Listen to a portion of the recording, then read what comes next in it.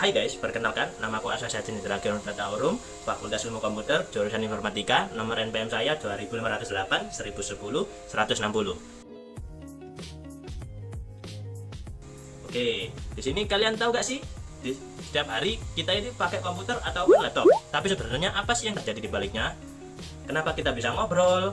Dan kadang mereka kan bisa jawab kita balik gak sih guys? Nah, di sini aku akan menjelaskan tentang input dan output komputer dengan cara yang simple banget nih guys.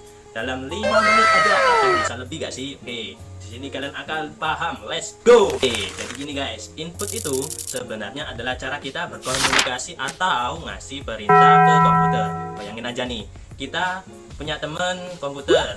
Nah, input ini adalah cara kita ngomong ke dia. Contohnya, ketika kita ngetik di keyboard, itu adalah input. Kita ngasih tahu ke komputer huruf atau apa angka yang kita mau. Lalu di sini pas kita gerakin nih mouse. Nah, mouse itu akan termasuk input juga guys. Komputer itu akan mau ngeklik kita yang ingin tuju atau mau ngeklik di mana. Nah, kita menggerakin mouse-nya itu ya. Nah, lalu selanjutnya ini ada mikrofon. Mikrofon ini apabila kita merekam suara nih guys, suara kita itu menjadi input untuk komputernya guys, kan masuk tuh ke dalam komputernya. Lalu juga ada webcam yang nangkep gambar ataupun video kita nih. Secara pada intinya itu input itu bisa ditandakan sebagai manusia yang ngasih perintah ke komputer. Yang menarik nih, semua input itu kita kasih sebenarnya bisa diubah menjadi bahasa dia, yaitu kode biner angka 0 dan 1. Jika komputer itu cuma ngerti 2 angka, tapi dari situ dia bisa ngelakuin segalanya. Keren kan? Nah, sekarang kebalikannya guys. Kalau input itu tadi kan yang ngomong ke komputer, kalau output ini komputer yang ngomong ke kita guys. Jadi setelah komputer selesai memproses semua ya benda kita tadi itu, dia harus ngasih tahu dong hasilnya. Nah, contohnya gimana? Contohnya itu seperti ini guys. Apabila kita menggunakan monitor ataupun layarnya, di situ komputer akan menampilkan hasil kerjanya, bisa berupa gambar, video, ataupun yang lainnya. Lalu yang kedua ini ada speaker. Nah, speaker ini tuh bisa ngeluarin suara ataupun musik guys. Ketika kita memainkan video, nah, saat kita play itu speaker akan mengeluarkan suaranya dari video tersebut, dari laptop tersebut.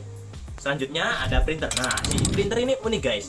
Dia ini outputnya bukan di layar, namun outputnya berupa cetakan kertas. Ketika kita menekan print, nah itu yang keluar itu berupa kertas guys, yang hasilnya kita tadi. Selanjutnya ada proyektor. Nah, proyektor ini juga termasuk output guys. Biasanya buat presentasi gitu kan.